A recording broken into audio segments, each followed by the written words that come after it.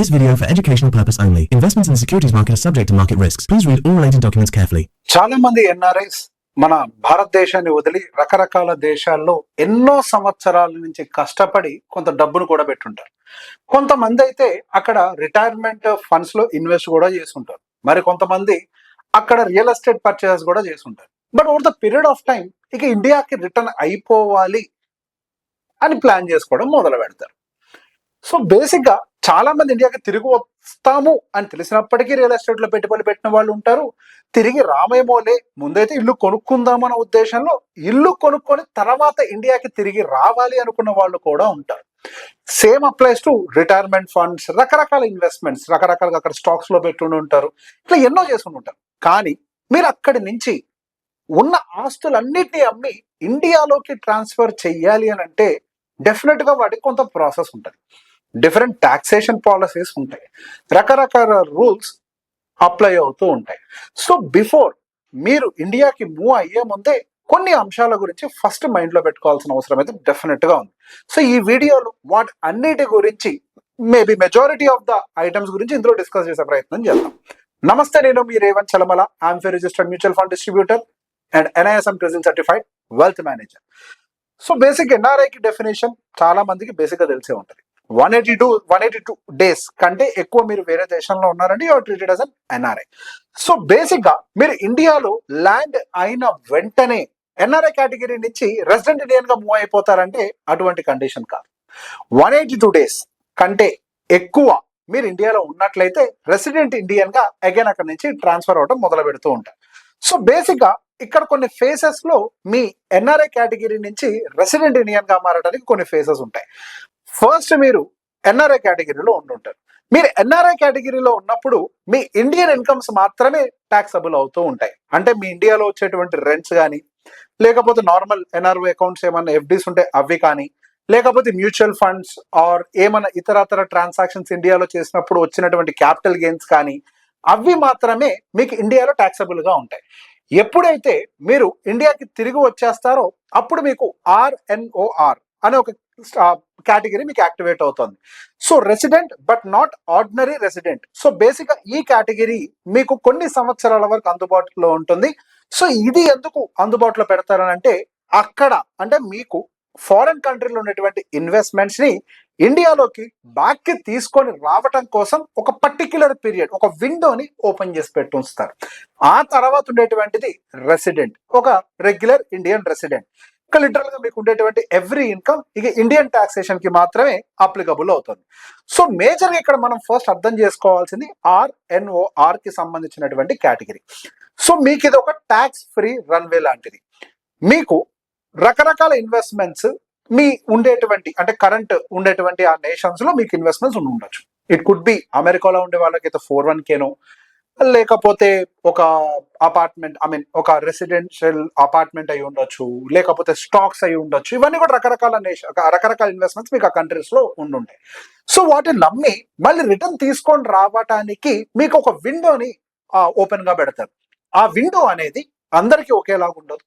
మీరు ఎన్ని number of years మీరు ఆ కంట్రీస్ లో ఉండుంటారు, అంటే ఎన్ని నెంబర్ ఆఫ్ ఇయర్స్ మీరు ఎన్ఆర్ఐగా ఉండుంటారు అన్న దాన్ని బట్టి మీకు RNOR అనేది క్యాలిక్యులేట్ అవుతుంది. సో బేసిక్ గా అక్కడి నుంచి డబ్బు అమ్మినవి తిరిగి తీసుకొచ్చినప్పుడు అవి మన దేశంలో ట్యాక్సబుల్ కావు. ఈ విండోలో తీసుకొచ్చినవి మాత్రమే. ఒకవేళ మీరు ఆ ఏవైతే అసెట్స్ ని అక్కడ సెల్ చేసి ఇండియాలోకి తీసుకురావటం ఈ RNOR విండోలో కాకుండా తర్వాత తీసుకొచ్చినట్లయితే ఆ డబ్బు కూడా ఇండియాలో ట్యాక్సబుల్ గా మారుతుంది. సో ఇండియాకి తిరిగి రాకముందే మీరు ఈ ప్లాన్ ని మొత్తాన్ని క్లియర్ గా క్రియేట్ చేసుకోవాలి. సో ఒక చిన్న ఉదాహరణ చెప్తా. ఫర్ ఎగ్జాంపుల్, మీరు అమెరికాలో ఉంటున్నారు అనుకోండి, మీకు 401k ఉంటుంది, మీకు ఆ రియల్ ఎస్టేట్ ప్రాపర్టీస్ ఉంటాయి, స్టాక్స్ ఉంటాయి, ఇట్లా రకరకాలుగా ఉంటాయి. యూటేక్ UK, US, any country, Dubai or any country. So basic అక్కడి నుంచి మీరు తిరిగి వచ్చేటప్పుడు ఫర్ ఎగ్జాంపుల్ మీరు ఒక 30% ట్యాక్స్ బ్రాకెట్ లో ఉన్నారు. ఈ 30% ట్యాక్స్ బ్రాకెట్ లో ఉన్నారు కాబట్టి మీ 401k ని వెంటనే సెల్ చేయలేరు. ఎందుకు? It comes under your income tax slab లోకి అట్రాక్ట్ చేయబడుతుంది. సో అప్పుడు మీరేం చేయొచ్చు, మీ RNOR అనేది ఎన్ని సంవత్సరాల పాటు ఆ విండో మీకు అవైలబుల్ ఉందో ఒకసారి చెక్ చేసుకోవాలి. అది చెక్ చేసుకొని మీరు ఇయర్ ఆన్ ఇయర్ కొద్దిగా సెల్ చేసుకుంటూ, if it is 2 years 2 years లోనో, if it is 3 years, 3 years లోనో మీరు ఆ డబ్బుని వెనక్కి తీసుకొని రావచ్చు. At the same time apartments అయినా ఇవేవైనా కానీ ఇదే విధంగా ప్లాన్ చేసుకోవాలి. కానీ ఫిజికల్ ప్రాపర్టీస్ ని అమ్మాలి అనుకున్న కండిషన్ లో మాత్రం ఇది ఆర్ఎన్ఓఆర్ కంటే కూడా మీరు ఎన్ఆర్ఐగా ఆ కంట్రీలో ఉన్నప్పుడే ఫిజికల్ అసెట్స్ ని క్లియర్ చేసుకుంటే మీకు బెటర్ గా ఉంటుంది. అక్కడ ఒకవేళ మీరు ఇండియాకి వచ్చిన తర్వాత అక్కడ ఉండేటువంటి ఆ బ్రోకరు లేకపోతే బయ్యరు వీళ్ళెవరు కూడా మీకు పెద్దగా సహకరించకపోవచ్చు. సో కుదిరినంత మేరకు ఫిజికల్ ప్రాపర్టీస్ అన్ని అక్కడ ఉండగానే క్లియర్ చేసుకోండి. ఒకవేళ ఫైనాన్షియల్ అసెట్స్ ఏమైనా ఉంటే అంటే 401k స్టాక్స్ ఇటువంటి అసెట్స్ ఏమైనా ఉంటే గనక ఇండియాకి తిరిగి వచ్చిన తర్వాత అయినా చేసుకోవడానికి కూడా మీకు కొంత వెసులుబాటు ఉంటుంది. సో ఇండియాకి తిరిగి రావాలి అని ఒక క్లారిటీ మీకు వచ్చిన తర్వాత మీరు ఒకేసారి పెద్ద మొత్తంలో డబ్బుని ఇండియాలోకి డంప్ చేసినా దానివల్ల పెద్దగా నష్టం ఏం లేదు, కానీ it might attract scrutiny. So ఎందుకంత డబ్బు వచ్చింది అని ఒక విషయానికి మీరు ప్రూవ్ చేసుకోవాల్సిన సిచ్యువేషన్ రావచ్చు. సో ఒకేసారి డబ్బు మొత్తాన్ని ఇండియాలోకి ట్రాన్స్ఫర్ చేయకుండా స్టెప్ బై స్టెప్ మీ డబ్బుని ఇండియాలోకి ట్రాన్స్ఫర్ చేసుకుంటే మీకు ఆ స్క్రూటినీ కూడా తగ్గేటువంటి అవకాశాలు ఎక్కువగా ఉంటాయి. అట్ ద సేమ్ టైం మీరు ఇండియాలోకి తిరిగి వచ్చే ముందు లేదా ఆర్ఎన్ఓఆర్ స్టేటస్ లో ఉన్నప్పుడు కానీ చేసేటువంటి కొన్ని కామన్ మిస్టేక్స్ గురించి మాట్లాడుకుందాం. సో బేసిక్ గా ఫారెన్ అసెట్స్ కి సంబంధించి మీరు ఏవైతే అసెట్స్ ఉంటాయో ఆర్ఎన్ఓఆర్ కేటగిరీలో ఉన్నప్పుడే క్లియర్ చేసుకునే ప్రయత్నం చేయండి, లేదా ఎన్ఆర్ఐగా ఉన్నప్పుడు మాత్రమే క్లియర్ చేసుకునే ప్రయత్నం చేయండి. లేకపోతే అవి టాక్సేషన్స్ డిఫరెంట్ గా అప్లికబుల్ అయ్యే అవకాశాలు ఉంటాయి. At the same time me foreign retirement investments ఏవైతే ఉంటాయో వాటి అన్నిటిని కూడా చెక్ చేసుకోండి. 401k కావచ్చు, ఐఆర్ఏ కావచ్చు, ఆర్ఆర్ఎస్పి కావచ్చు, వీటి అన్నిటిని కూడా మీరు ప్రాపర్ గా చెక్ చేసుకొని మీకు ఐదర్ సో కాల్ ఆ మెచ్యూరిటీ డేట్ వరకు దాన్ని హోల్డ్ చేస్తారా, లేకపోతే మీ ముందుగా ఇండియాకి తిరిగి తెచ్చేసుకోవాలనుకుంటే ఈ ఆర్ఎన్ఓఆర్ స్టేటస్ లోనే బయటికి తెచ్చుకునే ప్రయత్నం చేయండి. The same time me bank accounts already ఇండియాలో ఎన్ఆర్ఈ ఎన్ఆర్ఓ స్టేటస్ లో ఉండుంటాయి. సో ఈ ఎన్ఆర్ఈ ఎన్ఆర్ఓ స్టేటస్ ఉన్నటువంటి బ్యాంక్ అకౌంట్స్ ని with in strict time line లో వాటిని క్లోజ్ చేయాలి. కుదిరితే 6 months లో క్లోజ్ చేసే ప్రయత్నం చేయాలి, లేదా వాటి యొక్క స్టేటస్ ని మార్చే ప్రయత్నం అన్నా చేయాలి. ద సేమ్ టైం ఇండియాలోకి వచ్చిన తర్వాత మీకు ఏమైనా ఫారెన్ అసెట్స్ ఉన్నట్లయితే ఇండియాలో డిక్లేర్ చేయకపోవడం కూడా ఒక ప్రాబ్లం గా మారుతుంది. సో ఇండియాలోకి వచ్చిన తర్వాత ఏవైతే ఫారెన్ అసెట్స్ ఉంటాయో వాటిని కూడా డిస్క్లోజ్ చేసే ప్రయత్నం చేయండి. అట్ ద సేమ్ టైం ఎవరైతే ఎన్ఆర్ఎస్ ఇండియాకి తిరిగి రావాలనుకుంటారో వాళ్ళు ముందు నుంచి ప్లాన్ చేసుకోకపోతే వాళ్ళ యొక్క ఫిజికల్ అసెట్స్ రిలేటెడ్ ట్రాన్సాక్షన్స్ కానీ ఫైనాన్షియల్ అసెట్స్ రిలేటెడ్ ట్రాన్సాక్షన్ కానీ పెద్ద ప్రాబ్లం గా మారుతుంది. ద సేమ్ టైం వాళ్ళకు వచ్చేటువంటి ఆ డబ్బుని ఇండియాలో ఏ విధంగా ఇన్వెస్ట్మెంట్స్ పెట్టాలో కూడా ముందుగానే ప్లాన్ చేసుకోవాలి. ఇఫ్ నాట్ డబ్బు చేతిలో ఉంటే ఒక రష్ లో ఉంటాం, అది కొనేయాలను, అపార్ట్మెంట్ కొనాలను, ల్యాండ్ కొనాలను, ఒక రష్ లో ఉంటాం. ఒక ఆర్గనైజ్డ్ వేలో మన ఇండియాకి తిరిగి వచ్చే పరిస్థితి ఉండదు. ఎట్ ద సేమ్ టైం ఈ డిటిఏఏ రూల్స్ ఏవైతే ఉంటాయో ఆటోమేటిక్ గా మీకు అప్లికబుల్ అవుతాయని మాత్రం అనుకోవద్దు. వాటికి సంబంధించి మీరు డిస్క్లోజ్ చేస్తేనే మీకు ప్రాపర్ గా వాటి యొక్క అడ్వాంటేజ్ రావడానికి అవకాశం ఉంటుంది. ద సేమ్ టైం డబ్బుని మీరు రాంగ్ వేలోకి ఇండియాలోకి డిప్లాయ్ చేయకూడదు. అంటే అక్కడ ఎవరికో డాలర్స్ ఇచ్చి ఇండియాలో క్యాష్ తీసుకొని వాటి బ్యాంక్ అకౌంట్ లో డిపాజిట్ చేసే ప్రయత్నం మాత్రం చేయొద్దు. అది అన్నెసరీ స్క్రూటినీకి దారి తీస్తుంది. అట్ ద సేమ్ టైం ఒక చిన్న చెక్ లిస్ట్ మీ ముందర పెడుతున్నాను. కుదిరితే మీరు ఈ వీడియోలో దీన్ని స్క్రీన్ షాట్ తీసుకునే ప్రయత్నం చేయండి. ఈ దాదాపుగా ఒక 15 points చెక్ లిస్ట్ అయితే ఉంటుంది.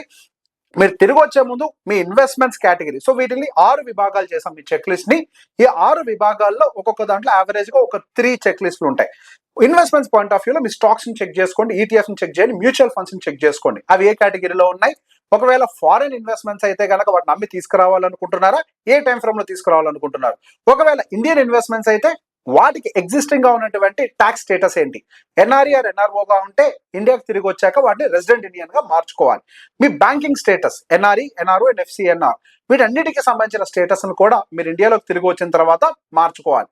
రియల్ ఎస్టేట్ అందులోకి వచ్చేసరికి Indian properties and overseas properties, వాటిల్లో కూడా ఓవర్సీస్ ప్రాపర్టీస్ ఏమైనా మీరు కంటిన్యూ చేయాలి అని అనుకుంటే ఇక్కడ మన ఫారెన్ ఇన్వెస్ట్మెంట్స్ విషయంలో మనం డిక్లేర్ చేయాలి మన ఇండియన్ ట్యాక్స్ డిపార్ట్మెంట్స్ కి. ఇండియన్ ప్రాపర్టీస్ ఏమైనా ఉన్నట్లయితే మీరు ఒక ఎన్ఆర్ఐగా రిజిస్ట్రేషన్ చేయించుకున్నట్లయితే ఒక్కసారి మీరు దాన్ని మార్చుకునే ప్రయత్నం చేయండి. రిటైర్మెంట్ విషయంలోకి వచ్చేసరికి మీకు చాలా ఫండ్స్ అనేవి అక్కడ ఉంటాయి. 401k ఇవన్నీ ఫండ్స్ అన్నిటికి సంబంధించి కూడా క్లియర్ ఎగ్జిట్ ప్లాన్ ని ప్రిపేర్ చేసుకోండి. ఎవ్రీ ఇయర్ ఎంతెంత ఎగ్జిట్ చేసుకుంటే మీకు ట్యాక్స్ అనేది కలిసి వస్తుందో చెక్ చేసుకునే ప్రయత్నం చేయాలి. అండ్ ఇంకేమన్నా కంట్రీ స్పెసిఫిక్ ఫండ్స్ కానీ ఇంకేమైనా ఉన్నట్లయితే అవి ముందుగానే ట్యాక్స్ పే చేసి బయటకు తెచ్చుకోగలుగుతామా, లేకపోతే ఆ రిటైర్మెంట్ ఏజ్ వరకు వెయిట్ చేయాల్సిన మ్యాండేట్ ఏమైనా ఉందా? ఒకవేళ తక్కువ ట్యాక్స్ తోటి ఎగ్జిట్ అయ్యే అవకాశం ఉంటే వాటిని తీసుకొని వచ్చి మీ ఆరిజిన్ కంట్రీ ఇన్వెస్ట్మెంట్ పెట్టుకోవడం ఉత్తమమైన పని. చాలా మంది 65కి వస్తాయి కదా అప్పుడు చూసుకుందాం అనుకుంటారు, కానీ ఆ టైంకి మీరు క్లెయిమ్ చేసే పరిస్థితులు ఉండొచ్చు, ఉండలేకపోవచ్చు.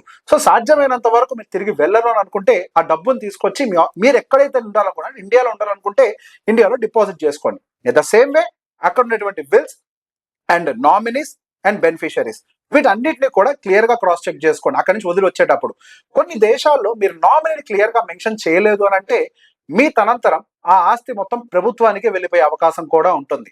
సో ఒకవేళ ఏమైనా ఆస్తులు అక్కడ మీరు కంటిన్యూ చేయాలి అనుకుంటుంటే మీరు నామినీని క్లియర్ గా మెన్షన్ చేశారా లేదా, విల్స్ అన్ని క్లియర్ గా ఉన్నాయా, బెనిఫిషరీస్ అని క్లియర్ గా ఉన్నాయా చెక్ చేసుకోండి. And next tax and treaties, వీటికి సంబంధించి డిటిఏ డాక్యుమెంటేషన్స్ కానీ డిస్క్లోజర్స్ కానీ క్లియర్ గా మెయింటైన్ చేసే ప్రయత్నం చేయండి. దీనికి సంబంధించి ఈ పర్టికులర్ కాలమ్ కి సిఎస్ అయితే మీకు పర్ఫెక్ట్ గా హెల్ప్ చేసే ప్రయత్నం చేస్తారు. సో సాధ్యమైనంత వరకు మీ స్ట్రాటజీని మీరు ఇండియాకి తిరిగి రావాలనుకుంటున్న 12 months ముందు నుంచే ప్లాన్ చేయండి. బట్ స్టిల్ ఇండియాకి వచ్చాక కూడా పాసిబిలిటీ ఉంటుంది, కానీ లేట్ అయిందంటే మాత్రం ట్యాక్సుల రూపంలోనే చాలా డబ్బుల్ని కోల్పోయే అవకాశం ఉంటుంది. లేదు అని అంటే పెద్ద స్క్రూటినీకి కూడా దారితీసే అవకాశం ఉంటుంది. సో ఈ వీడియో ఎవరెవరైతే ఇండియాకి తిరిగి రావాలనుకుంటున్నారో వాళ్ళందరికీ షేర్ చేయండి. Thank you very much.